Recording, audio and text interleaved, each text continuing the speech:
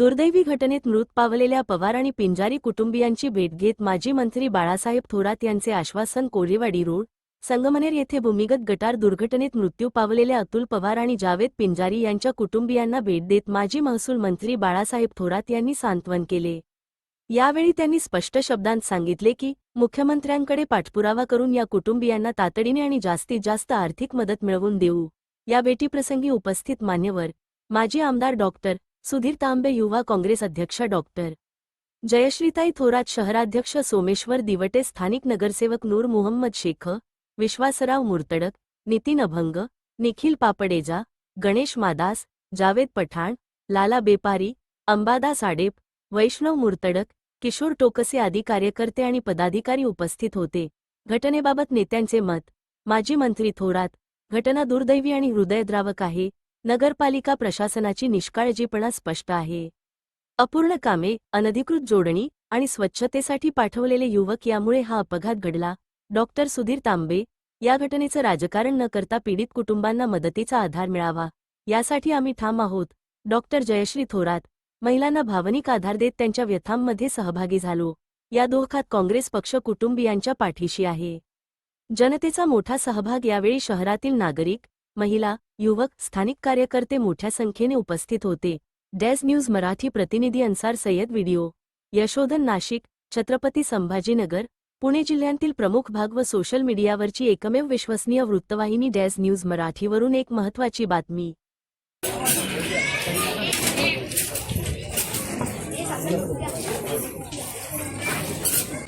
15-20 हजार रुपये महिना कमवत होता मुलगा. आता ते डायरेक्टली बंद झालं ना, त्यांचा ऑफ झाला डायरेक्ट. तो पण आजारी, तो असं कंपल्सरी कामाला नाही. वेल्डिंग काम करायचं, गौंडी काम करायचं, एवढं लहान कलाकार होता. कलाकार होता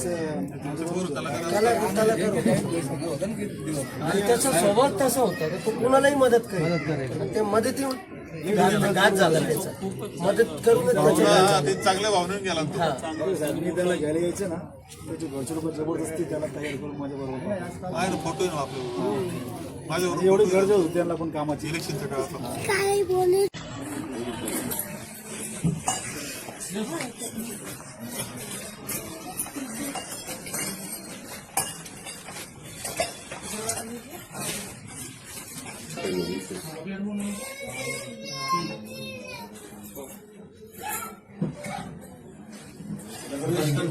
रजिस्टर नाव त्याचं संघटित काम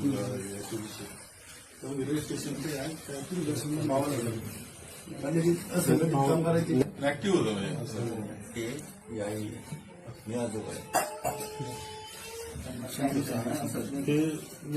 कस्टमर व्यवस्थित झालं होतं सगळं असं वाटतं. पाहिलं असं वाटतं नीटनेटके का नाही काम म्हटलं की लगेच निघायची पोरं.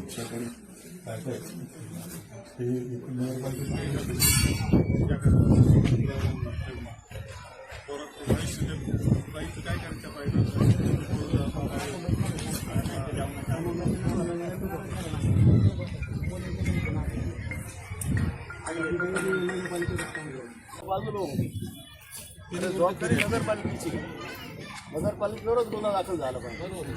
कारण काय, त्यांनी नगरपालिकेने आमच्यातली याला कॉन्ट्रॅक्टरला मेसेज केलेले आहे काशाच्या ठिकाणचे जाऊन तो साफ कर म्हणून. आरोग्य विभागाचा प्रमुख होते आणि ते नगरपालिका इथं काय सांगता, आमचा काही संबंध नाही. ते कधी गेले या कुटुंबाला नाही भेटला पाहिजे. बरोबर आहे. काय बाकी कोण शिक्षक आहे, परंतु या पोरांचं काय, यांचं कुटुंबाचं काय. आता गुन्हा दाखल झाला, पण पुढे या पोरांचं काय, यांना कोण काय देणार आहे? कुणीच नाही ना आता. नगरपालिका बाजूला होऊन गेले साहेब. नगरपालिकेला